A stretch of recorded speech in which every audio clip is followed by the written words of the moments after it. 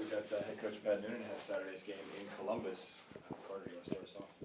Yeah, I guess before we get into the weekend's match, Obi signed a contract extension. Yeah. Was announced the other day. I guess I wanted to start by asking, Obi's been here and been part of what you've been doing for a long time. How has he been influential to the success you guys have had over the last couple of years? Obi's such a key part of this group and what we're about.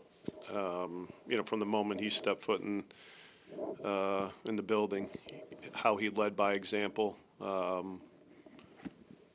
not only leading by example, he's grown as a leader on this team, and it wasn't just with his on-field play. He's become more comfortable using his voice in the right moments. So we're really happy about the extension and the new contract, and he's been key in everything we've done and the success we've had. So this is a good day for Obi and for our club.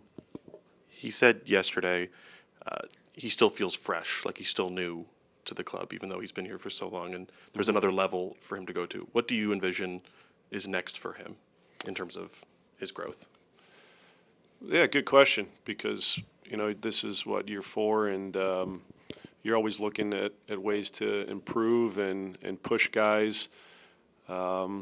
Yeah, he looks fresh. I think that's kind of who he is. Every time he steps on the field for training, for games, he gives everything. And, I think maybe this particular moment and stretch is he's coming off of injuries, and so when he's back on the field, he doesn't have the games, from the last month. So he looks fresh, and he looks explosive, and so it's nice to see that again. But I also think it's a new group, different energy. Every year you're having change in your roster, and so that keeps it fresh at times too. New relationships being formed, and so I think that factors into it. But Obi's hungry to help our club win trophies, and so that's, I think, what's always going to keep him fresh. Contract stuff can sometimes be a distraction. He said he kind of just stays out of it until the very end. I'm curious, when you see players going through that, and maybe from your own experience as a player, once they get that contract done, is there anything different you notice, just a weight kind of lifted off a player, knowing they've got that security? That depends on the player.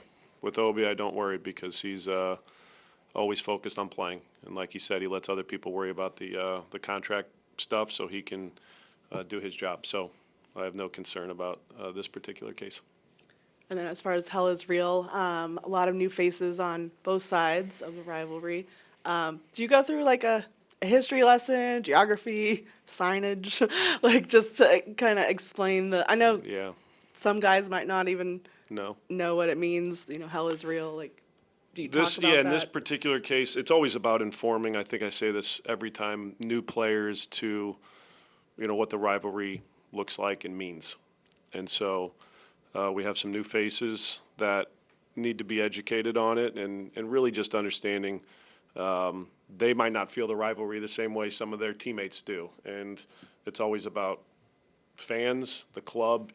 It feels different. It means something. So it's our job to let them know about that. And this is a little unique just because we don't focus on, our next opponent until we finished our last one. So this is the first 2 days that we're talking about Columbus, and you try to get them up to speed in a short amount of time as to what the game means and what it can look like. So that conversation has started. That'll continue, up until kickoff. But I think guys are excited for the challenge, and hopefully fully understand of what it means to represent our club in this game. Two teams at the top of the table. I mean, it's been a competitive, just both teams have been competitive the last few years. How good is this rivalry? How much does that help, just that you guys are always competing at the top? I'll let others weigh in on what it looks like and how it ranks, but for me, I just look at the matchup tomorrow, and what its what are some of the similarities in previous matchups. But I think the fact that both clubs have, been successful over the last couple of years helps. I think it's two good teams that have a mutual respect for each other. I think at times you can see a real hatred in rivalries, but when you watch this game played out in the past couple of years, I think there's a good intensity, but not a reckless intensity a lot of times. Good play on the field, and certainly they have a very strong team, and they can control the ball in a way that moves teams around and makes you have to defend for longer stretches. So there's less duels, and so I think you see a more fluid game a lot of times between the two teams, and maybe that doesn't always look like what a rivalry game does. But yeah, we could talk about the tactics. You have to understand intensity in duels as well, and competing all the time. So that'll certainly play its part. But I just think it's two good teams that have had good good games in the past years. You just mentioned you may look for some similarities and then talked about what they do well, but it's a bit of a new group for Columbus this time compared to the last time you saw, particularly one big player in Cucho not being there, but changes on both sides. What is it that Columbus is doing this year that you're seeing that is of most interest to you? I think they're always showing new ideas, especially with the ball. I think defensively there's been consistency in their structure for years as far as how they defend the ball. On that side, they're very good counter-pressing because they're able to pin teams in, and they're very good at going to the ball. And I think when they're having to defend deeper, it's a similar structure as far as the organization of it and stepping to the ball. But with the ball, they have variety. They have different structure setups from goal kicks and how they're using obviously your center backs, your deeper midfielders. So you got to be alert, and you got to be prepared for different things. And I've heard Wilfred say with teams that are more man-to-man oriented, having guys not having positions because you're trying to break man-for-man press, and so that's interesting because you have to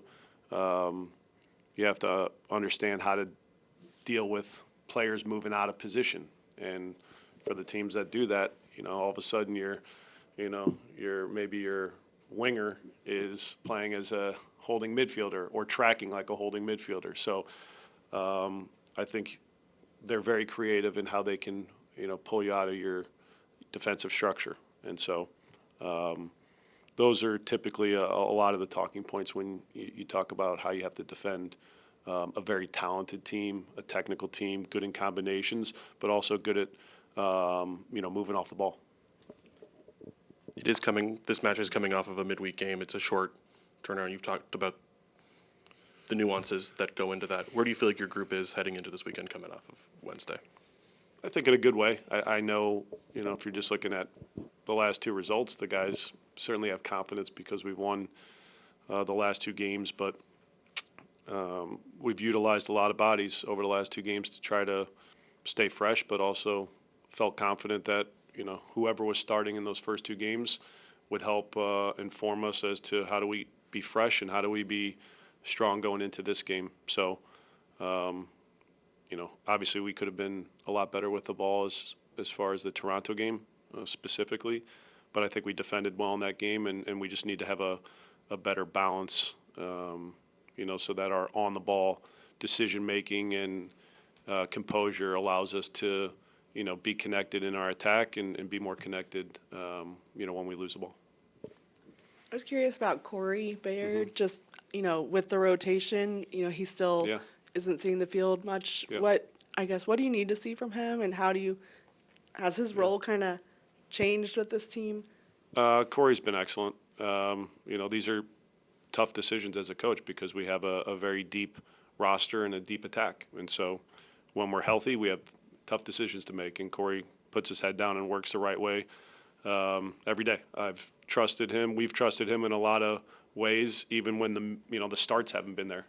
Playing as a forward, playing as an attacking mid, as an attacking wingback. So it's because I trust him, but that doesn't always reward the player with more minutes, because I think we have a lot of options, and that can be challenging for guys that have experience, that have contributed in the past. How's Matt and Luca doing? Good, available. Was Luca, because he's had that leg issue, is that the same kind of thing? Just We kinda got it managing? imaged, and it came back in a positive way, which I think mentally probably helped him. But it's just the strengthening aspect of his routine that we're going to focus on, so that maybe it takes away from some of the discomfort that he's experiencing.